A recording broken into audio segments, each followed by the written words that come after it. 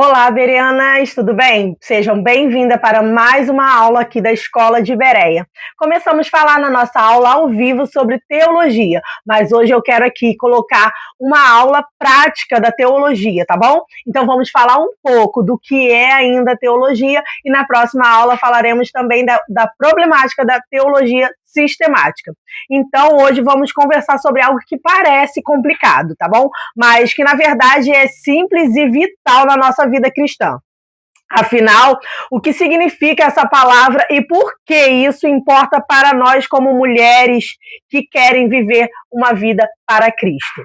A palavra de Deus, ela vai deixar uma instrução valiosa para as nossas vidas que mostra para mim e para você o quão necessário é estudarmos teologia. A palavra de Deus vai nos dizer em Marcos 12, verso 30, amai o Senhor teu Deus de todo o teu coração, de toda a tua alma, de todo o teu entendimento, de todas as tuas forças. Isso nada mais é que teologia, porque para amarmos o Senhor é preciso entender como Ele é, o que Ele faz, como Ele age, porque entendendo tudo isso conseguimos viver uma vida que glorifica o Senhor nosso Deus. Teologia é, em termos simples, o estudo sobre Deus e tudo o que se relaciona com Ele. A palavra vem do grego, theos, que significa Deus, e logos, que significa estudo da palavra. A teologia, ela mostra pra gente que estudar Deus, ler a Bíblia, não é abrir a Bíblia ali num versículo qualquer e meditar nele. Não, isso é viver de migalhas, tá? Mas a teologia nos convida a sentar na mesa e ser servido por um banquete de Deus, aonde vamos entender que a palavra ela se conecta de Gênesis a Apocalipse. A gente vai ver que a Bíblia ela não é um livro cheio de histórias que não se conectam, muito pelo contrário, ela se conecta, traçando um fio vermelho que vai levar a um só entendimento final, né? Podemos separar na criação, queda, promessa e a vinda de Cristo, que é a salvação. Então, entendendo isso, a gente vai entender melhor o plano de Deus para a minha e para também a sua vida. Mas não é só uma matéria fria de livros, tá bom? É a tentativa humana de entender, organizar e explicar a fé. A teologia busca responder perguntas de como: quem é Deus? Quem ele realmente é? Como ele se revela? Qual é o propósito da criação?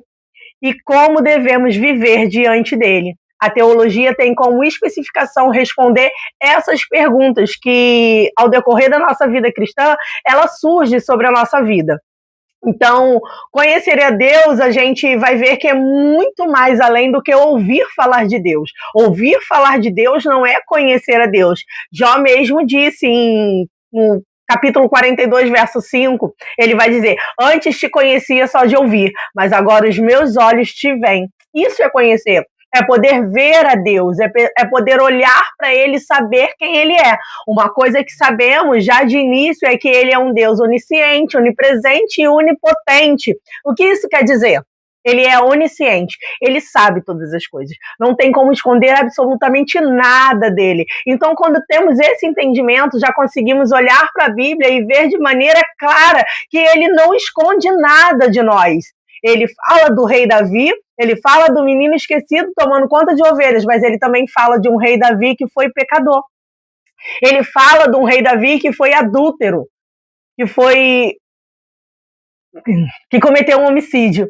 Então, Deus não deixa nada em oculto, porque Ele é onisciente. Não tem como escondermos deles nossas falhas, nossos erros e nossos pecados. Então, dessa maneira, a gente já começa a olhar para a Bíblia de maneira diferente. Eu não preciso ir olhar a Bíblia, ler a Bíblia, ter um relacionamento com a Bíblia através de um pensamento de puritana. Não, ele sabe exatamente quem eu sou. Ele sabe que são as minhas dúvidas, os meus questionamentos, as minhas confusões. Então vamos olhar para a Bíblia já entendendo que ele sabe exatamente quem eu sou e quem você é. A forma da gente olhar para a Bíblia e saber também que ele é onipotente. A gente olha para isso e vamos ver que coisas que a gente vai ler na Bíblia não faz muito sentido na cabeça humana. Exemplo, Jonas foi engolido por um grande peixe. Numa mente humana, isso é impossível. Mas servimos um Deus e conhecemos um Deus que é onipotente, que pode todas as coisas. Então eu olho para a história de Jonas e nem me preocupo saber que tipo de peixe ele é, porque eu creio em um Deus que, se ele quiser botar um homem dentro de uma barriga de uma sardinha, de uma tainha, ele vai fazer, porque para ele nada é impossível. Então não cabe a mim querer entender a forma dele agir. Não. Eu posso até saber como ele age, mas entender que isso nunca vai caber no meu entendimento. Ele também é um Deus onisciente, onipotente e onipresente. Ele está em todos os lugares. Ele está em todos os lugares. Não há lugar aonde você possa ir que ele não te encontre. A gente aprende isso com o salmista Davi. Ele fala: não tem como fugir da tua presença. Por mais que eu tente, lá está a sua mão. Então, Deus não tem como a gente se esconder dele. Aonde a gente vá, ele vai estar. Então não ache você que é possível fazer algo escondido de Deus. Não. Muitas das vezes tudo que ele quer é que nós confessemos a ele aquilo que fazemos. Por quê? A palavra vai nos dizer que todo no final de tarde o Senhor ia até o Éden para ter encontro com Eva e com Adão.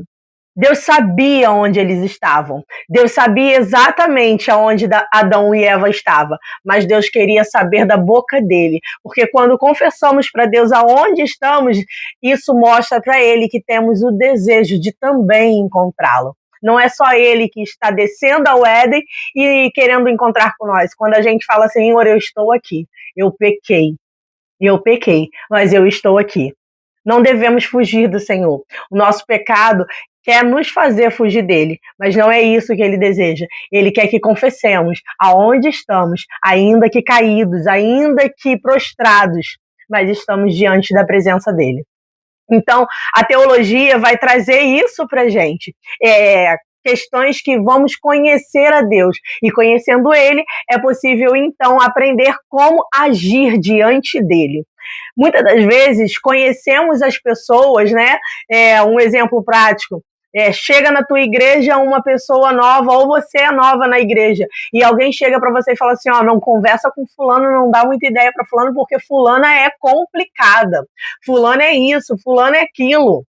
E aí, por conta disso que você ouviu falar de fulana, você evita o relacionamento com fulana. Mas prove a vida que você acabou se relacionando com a fulana e você vai conhecer a fulana pessoalmente e entender que ela não é nada daquilo que te falaram. Isso é o seu relacionamento com Deus. Você precisa conhecer Deus a partir daquilo que você conhece dele, ao se relacionar com ele, não através daquilo que as pessoas falaram, porque às vezes uma pessoa pode não ter um relacionamento com Deus como uma figura de pai, porque essa pessoa tem traumas e feridas que teve com teu pai terreno, e aí vai apresentar para você não um Deus pai, mas um Deus carrasco. E não é esse Deus. Então você precisa se relacionar com ele através da tua linha, da tua visão, do teu relacionamento, não baseado naquilo que as pessoas te falam. Então a teologia faz exatamente esse convite para a gente. Já temos também outras partes de teologia que se encontram em teologia sistemática, que nada mais é que dividir o estudo da palavra em tópicos. Exemplo, eu vou estudar teologia para entender o que é salvação, queda, santidade. Isso é sistemática, tá? É uma teologia sistemática, onde você vai ter dividido ela em tópicos para poder estudar. É preciso essa teologia? Sim, é preciso, tá? Mas, inicialmente, o que precisamos é de uma teologia bíblica. É ler a Bíblia, interpretar a Bíblia através da própria Bíblia. Depois a gente vai para uma teologia sistemática. Mesmo porque existe uma problemática da teologia sistemática, e isso vamos falar na nossa próxima aula. Deixando aqui para vocês algumas partes que se divide a teologia, que entre elas é a teologia bíblica, a qual falamos aqui agora nessa aula. Tem a teologia sistemática, que é organizada por temas, onde estudamos Deus, Cristo, Espírito Santo, igreja, pecado, salvação, escatologia e entre outras sistemáticas que podemos encaixá-la de forma lógica, tá? Temos a teologia histórica, que estuda com fé cristã como foi entendida ao longo dos séculos, ou seja, você vai estudar a teologia através de uma visão cristã de outra pessoa do tempo passado que também estudou. Como assim, Vanessa? Olhar para a teologia e estudar ela na visão de Calvino, por exemplo, na visão de Charles Spurgeon, por exemplo, na visão de Martin Luther King. Tudo isso são teologias históricas, são revelações e entendimentos que tiveram daquela época, que algumas coisas podemos trazer para a nossa época, sim, claro, mas algumas não cabem mais no nosso século, não cabem mais na nossa geração. Então, entender esse tipo de teologia é necessário, porém, é preciso discernir tempos, tá bom? Temos também a teologia prática, que ela conecta a fé do dia a dia, pregação, ensino, missão e aconselhamento. O que é a teologia prática? É a teologia vivida no dia a dia. É você levantar de manhã, ler a sua Bíblia, fazer seu momento devocional e no decorrer do dia o Senhor vai falar com você.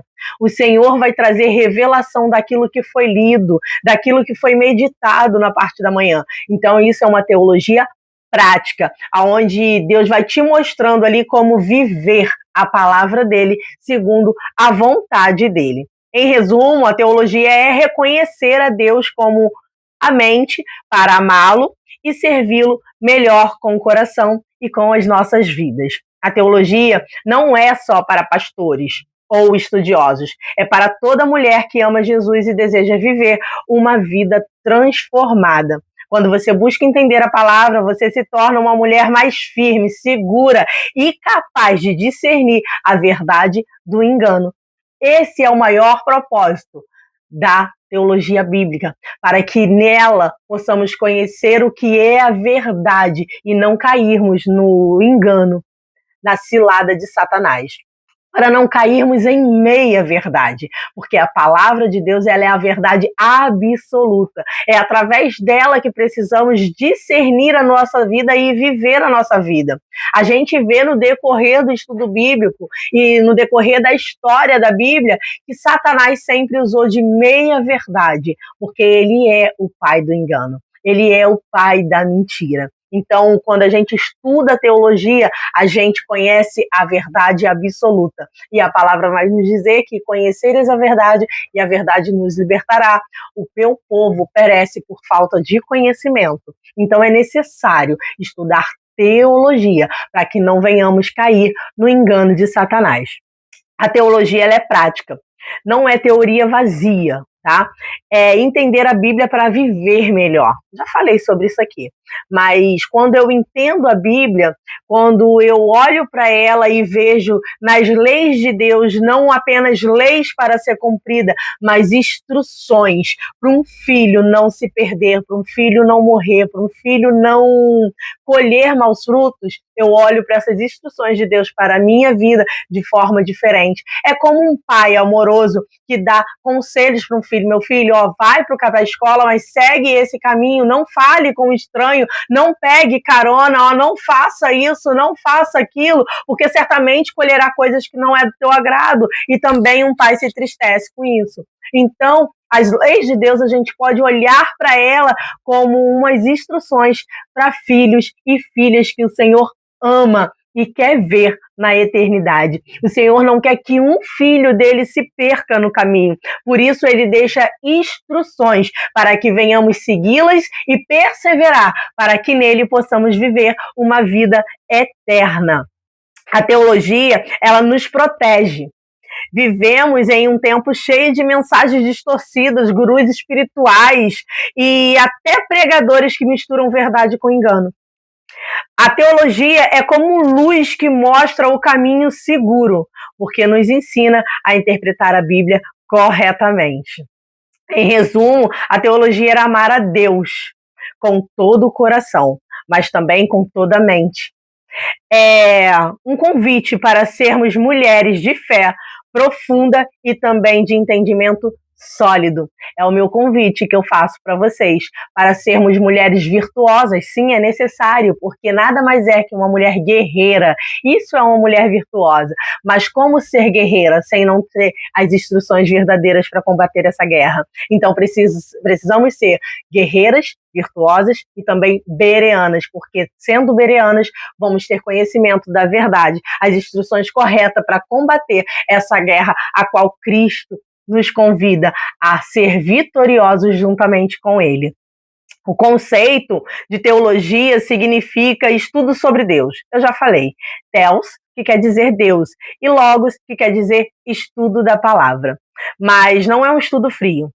É buscar conhecer o coração do Pai e entender a sua vontade revelada na Bíblia. Sim, porque em toda a Bíblia, eu falo que a Bíblia não é um livro escrito para nós, mas é um livro escrito sobre nós. É em cada personagem que podemos olhar e reconhecer neles as nossas falhas, os nossos erros, os nossos pecados, as nossas mazelas, as nossas idolatrias, paixões que precisam ser lançadas, que precisam ser deixadas no altar de Deus. Deus escreve a Bíblia ali e relata em cada personagem quem é eu e quem é você. Mas precisamos ler a Bíblia e ser sinceros ao olhar para ela e nos reconhecer sim. Não um sonhador José que vai viver o plano perfeito de Deus, mas muitas das vezes precisamos olhar para a Bíblia e nos reconhecer como os irmãos de José, que traem, que invejam, que manipulam. É essa a principal linha teológica que devemos olhar a Bíblia. Entender que não somos Davi como rei, mas somos o Davi adúltero. Mas somos o Davi esquecido, sim, no pasto, é verdade. Muitas das vezes temos que olhar na Bíblia e nos olhar como os irmãos de Davi, que não vê potencial em quem realmente tem um chamado. Muitas das vezes temos que olhar para a Bíblia e ver que nós não somos Davi, mas somos Saul. Queremos governar segundo nossas escolhas, nossos egos, nossa arrogância, nossa sabedoria, nossa petulância. Porque uma coisa que o ser humano tem é alimentar o ego. Nós temos desejo de controle, nós temos desejo de ser superior, de querer estar em lugares mais altos que o outro. Falta humildade em nós. E é olhando para as características de Cristo que conseguimos ver como devemos nos tornar. É olhando para a característica de Cristo que José se torna governador do Egito. Porque é olhando para Cristo que José consegue governar a sua própria vida jogado e traído dentro de um poço pelos próprios irmãos. É olhando para a vida de Cristo e querendo viver uma vida que agrada a Deus que José, mesmo caluniado, difamado, consegue governar suas emoções dentro de uma prisão. E aí? Nós conseguimos isso? Não, muitas das vezes murmuramos por coisas bobas, por coisas pequenas e deixamos passar despercebidas coisas que deveríamos ser gratos. O acordar, por exemplo. Ter o alimento sobre a nossa mesa todos os dias. Eu olho para José acordando dentro de um cárcere depois de ser difamado e caluniado e agradecendo a Deus por ainda assim ter acordado. Porque ele tem um sonho que ele ainda não entende, mas que precisa viver. José vive dentro de um poço, dentro de um cárcere, mas nunca deixou de acreditar no sonho que o Senhor colocou dentro dele. E foi governando seus sentimentos e emoções que José chegou aonde exatamente Deus queria que ele chegasse. Então é olhando para José que aprendemos a ser quem Deus quer que sejamos, mas é olhando para os irmãos de José que reconhecemos em nós o que precisamos nos arrepender e deixar diante do altar do Senhor, para que possamos diminuir e que ele possa crescer através de nós. Olhando para os irmãos de José, podemos olhar para a nossa vida e orar ao Senhor: tira tudo de mim que não provém de ti. Tira tudo de mim que entristece o seu Santo Espírito. Torne-me uma mulher, um homem segundo ao coração de Deus. Não um homem perfeito. Davi não era um homem perfeito, mas Davi tinha um coração disposto a reconhecer seus erros, suas mazelas e rapidamente correr aos pés do Pai e se arrepender.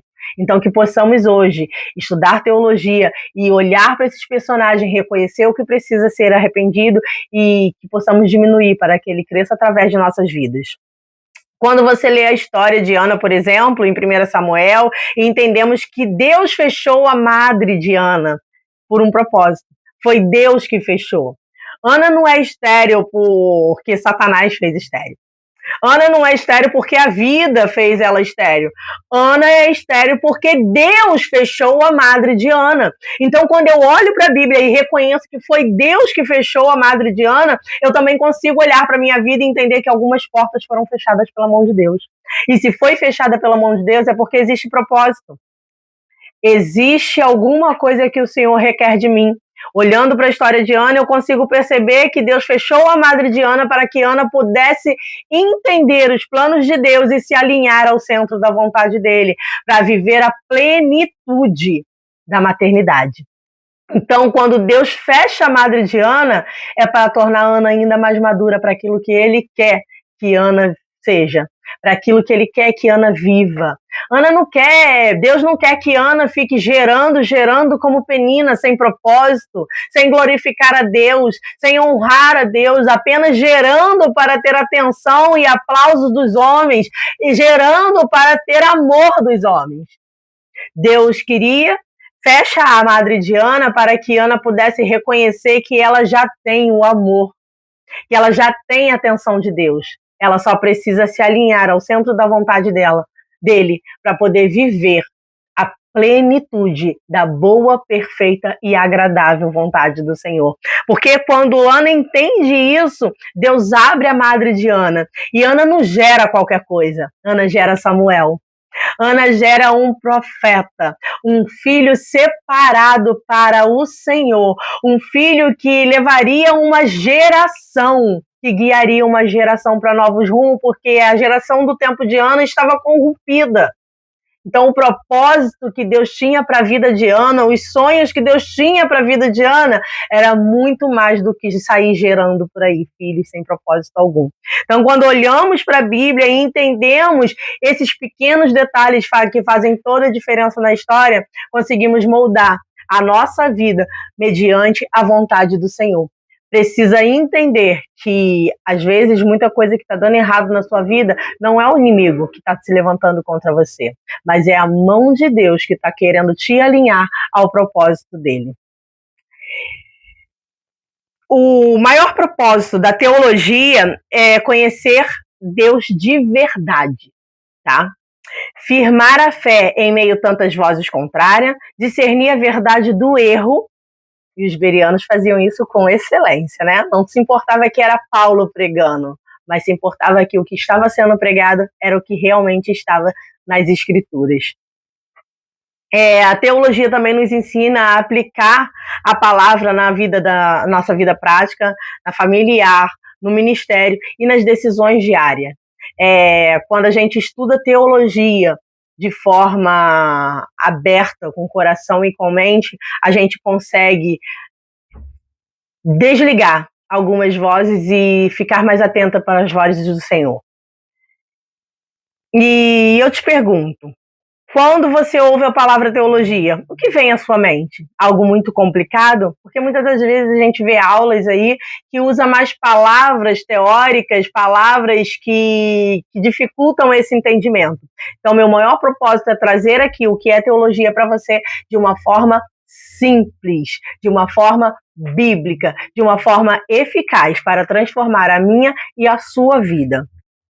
Você já deixou de estudar mais a Bíblia por achar que não era capaz ou que isso era para pastores? Então, hoje eu falo para você que não é para pastores, não é somente para estudiosos. Estudar teologia é para mim e é também para você. E você já pensou como seria a sua vida espiritual se você entendesse a Bíblia de forma profunda? Eu posso te falar, por experiência própria, que quando entendemos a Bíblia de forma profunda, realmente a gente consegue ver mudanças em nossas vidas, porque a palavra realmente transforma, porque a verdade simplesmente liberta, porque lidar com o nosso próprio eu é muitas das vezes necessário. A palavra vai nos dizer que a nossa guerra não é contra Satanás, a nossa guerra é contra nós mesmos, é contra a nossa carne, é contra os nossos desejos carnais, é contra as nossas vontades. A nossa guerra maior é contra a nossa mente, a nossa guerra maior é contra o nosso ego. E quando a gente descobrimos que a nossa maior luta precisa ser batalhada dentro de nós mesmos, Satanás descobre que nem tem mais poder sobre a sua vida, porque não perdemos mais tempo designando coisas a ele que não pertencem a ele. Satanás já é um derrotado. Poder nenhum ele tem sobre aqueles que conhecem a verdade. Poder nenhum ele tem sobre aqueles que já é templo do Espírito Santo. E entender isso é necessário, para que não venhamos ficar como Ana, indo ao culto, se entristecendo, não comendo, não se alimentando, permitindo que as peninas da vida nos impeçam de entender o maior plano e propósito de Deus para mim e para a tua vida. É necessário discernir essas verdades, para que peninas em nossa vida percam as forças e que não venhamos ir para o culto só por religiosidade. Ana subia todo ano Siló só por religiosidade, só para acompanhar Eucana. Ana subia, mas não tinha propósito, porque se entristecia e dava ouvido para as irritações de Penina. Penina agia sobre a vida de Ana com um propósito. Era para impedir Ana de ter comunhão à mesa e se alimentar da porção que era oferecida de sacrifício.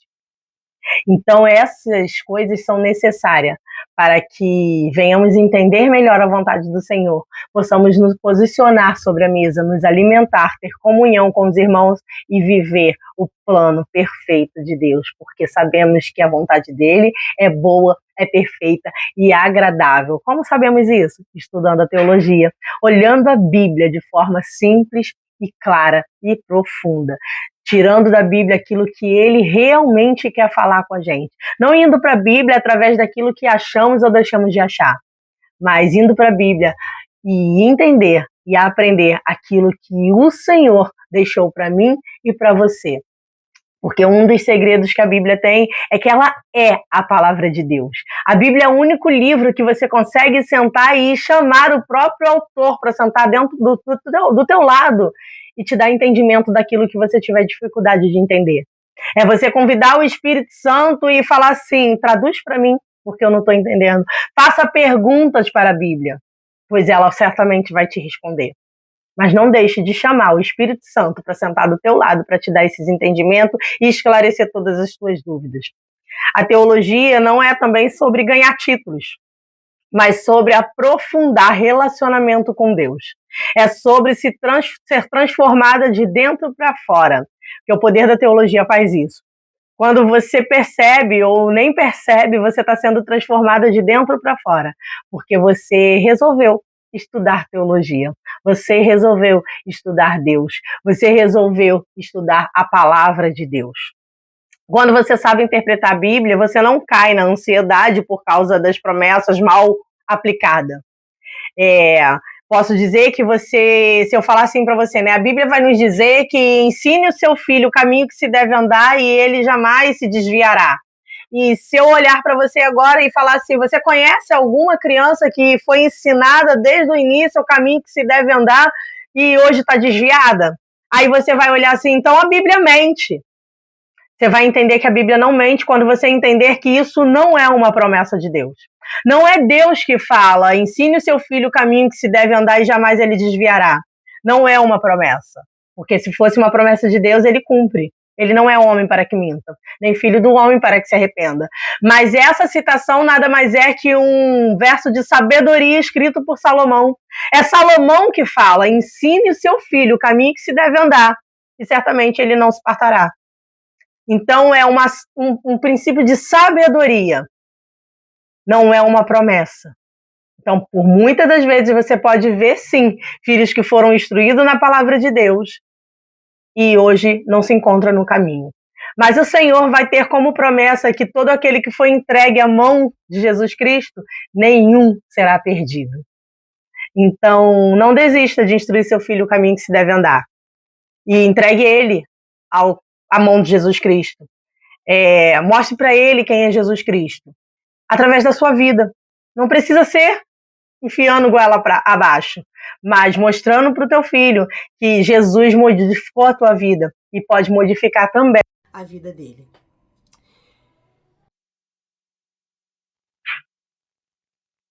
Essa é a nossa aula da teologia, né? Onde a gente consegue entender ali o que é teologia, o que é a teologia de uma forma simples, né? A teologia bíblica é ler a Bíblia, interpretar a Bíblia à luz da própria Bíblia, tá bom?